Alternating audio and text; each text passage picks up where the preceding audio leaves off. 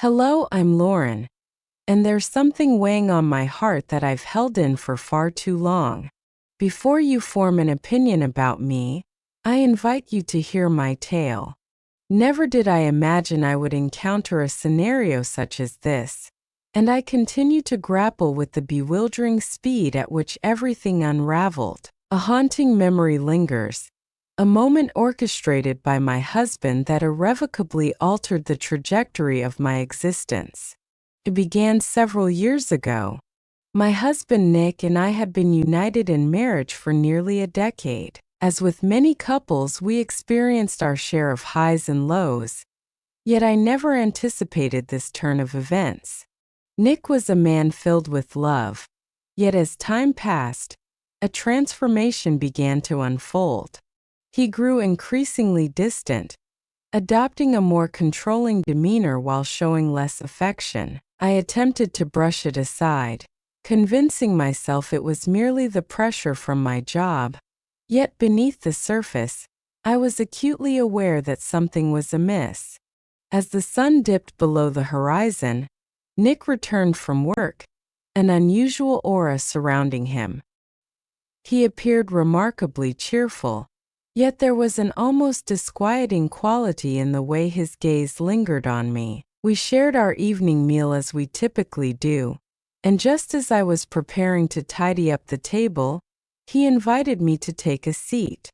His tone carried a weight of seriousness, compelling my compliance as my heart began to race, an instinctual awareness dawning that this conversation would be anything but ordinary.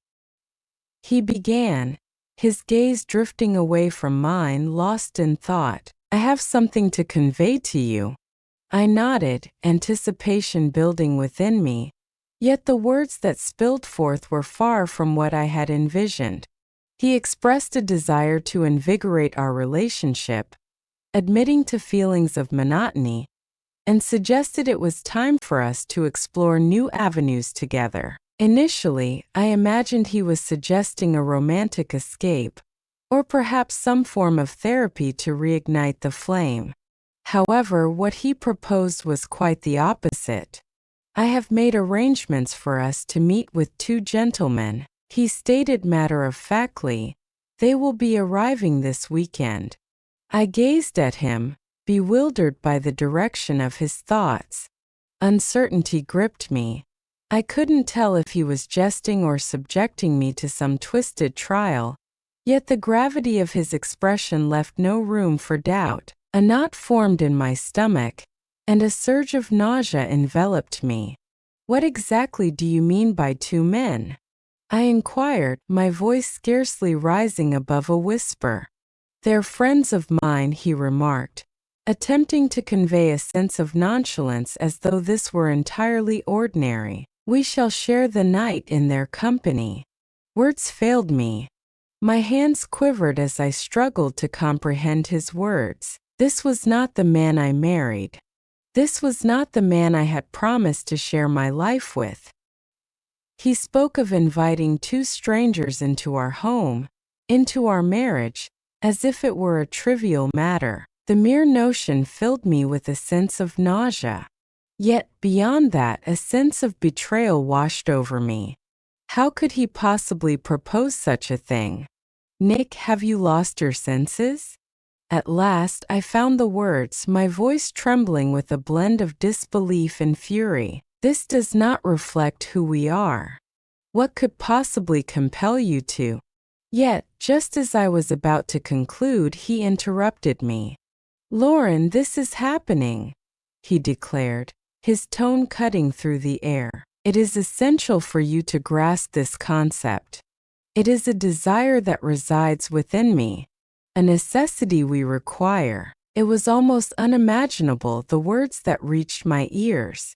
My affection for Nick was profound, yet I found myself bewildered by his insistence on steering me towards something so humiliating.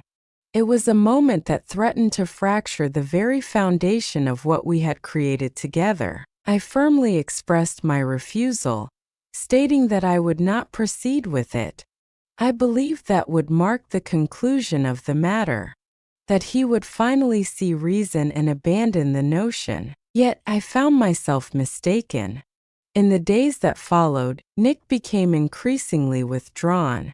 He seldom engaged in conversation with me unless it pertained to the plan. He began to arrive home later than usual, and when I inquired about his whereabouts, he responded with ambiguous replies. The air between us thickened, transforming our once vibrant exchanges into a heavy stillness, as the warmth of love faded into an oppressive quiet. In that moment, I was engulfed by a sense of entrapment, a profound isolation, and a swirling confusion. How did our marriage arrive at this point? As Friday approached, a heavy sense of dread took root in my chest. Nick remained unwavering in his belief that the meeting would proceed, regardless of my objections. I contemplated the idea of departure, envisioning myself gathering my belongings and stepping out into the unknown. However, I refrained from doing so. Reluctantly, I found myself clinging to the memory of the man I believed I understood. I wish for this to be merely a fleeting moment, a matter we can navigate together. I found myself unprepared to cast aside the life we had built together. Yet, simultaneously, the mere idea of following through with his scheme was unbearable to me. Saturday evening descended upon us with surprising haste.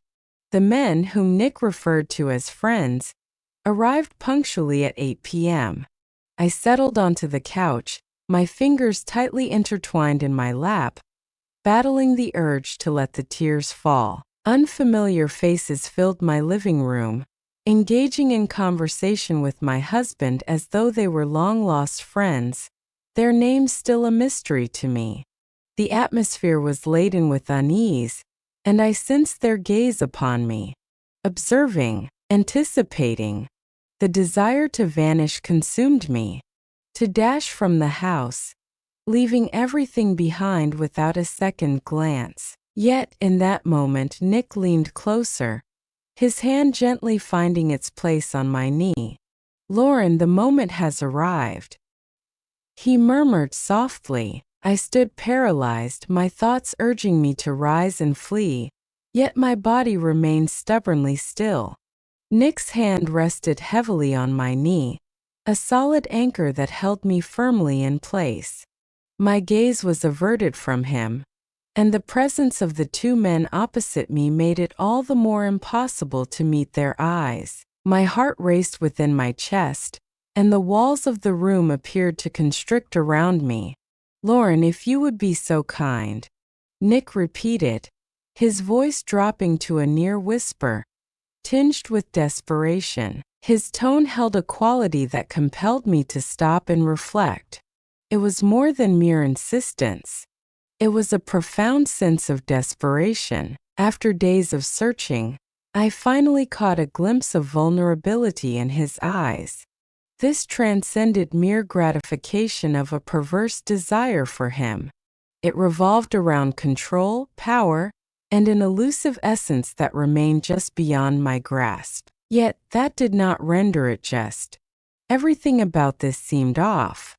"I can't do this, Nick," I finally whispered, my voice trembling. "This does not define us." With a deep sigh, he reclined into his seat.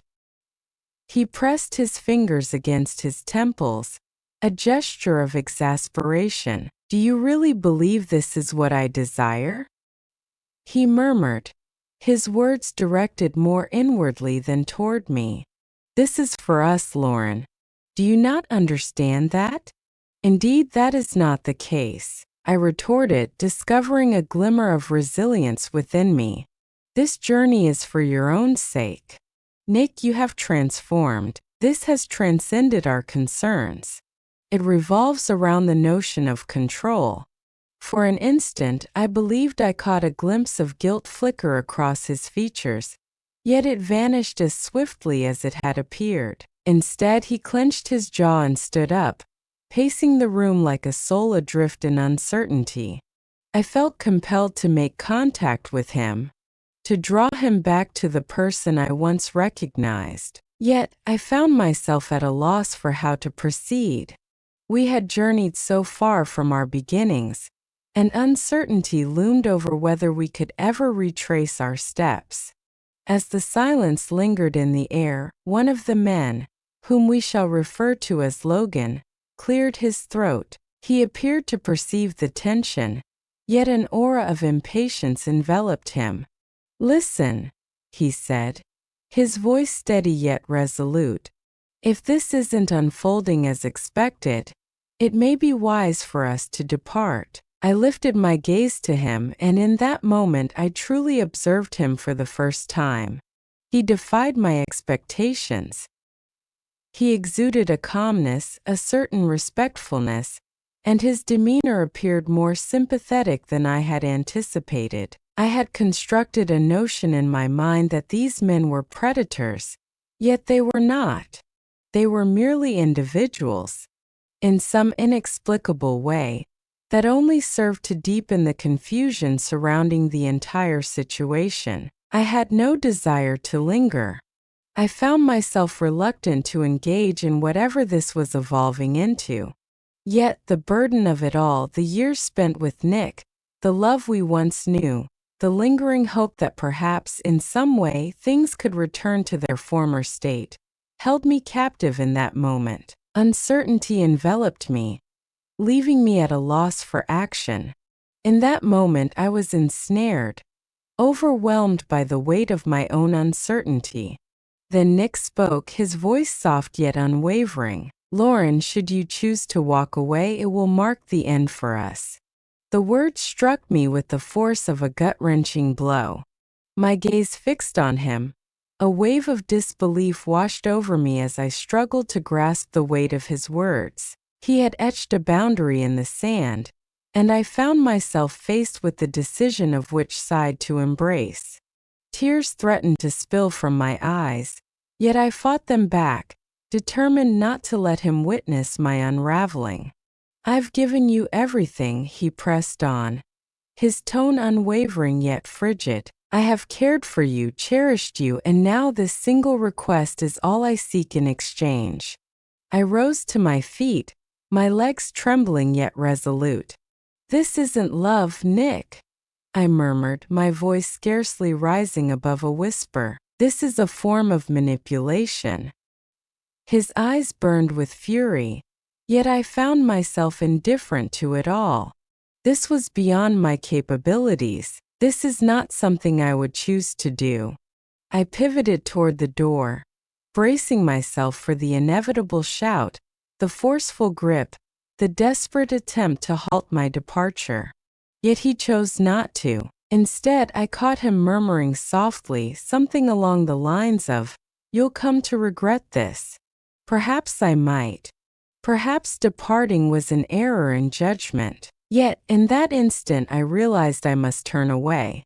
I refused to allow Nick, or anyone else, to push me into a situation that made me uneasy.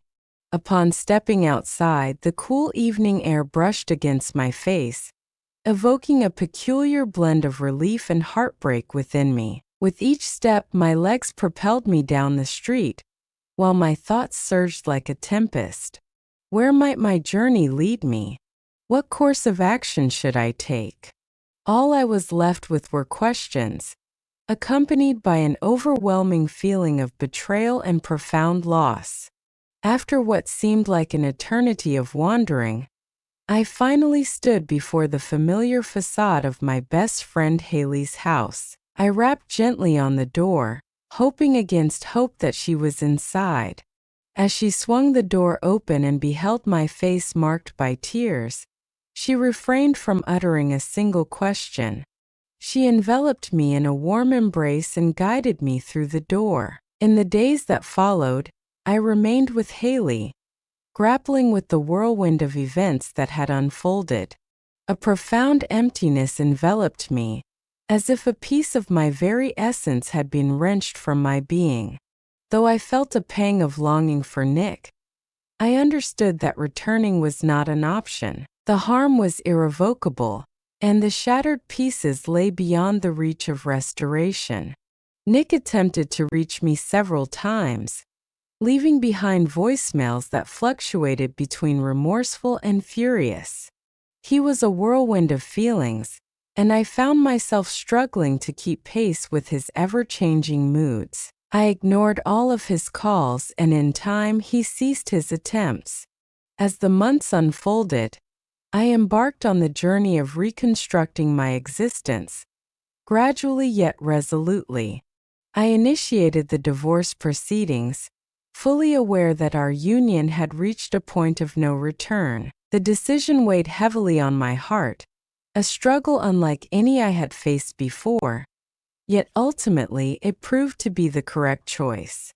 I found it impossible to remain in a relationship that subjected me to manipulation and coerced me into circumstances that contradicted my core beliefs. Occasionally, Nick crosses my mind, and I ponder the life we might have shared had circumstances unfolded differently. Yet I have come to understand that I am worthy of more. I seek a love founded on trust, respect, and mutual understanding, rather than one tainted by control and manipulation.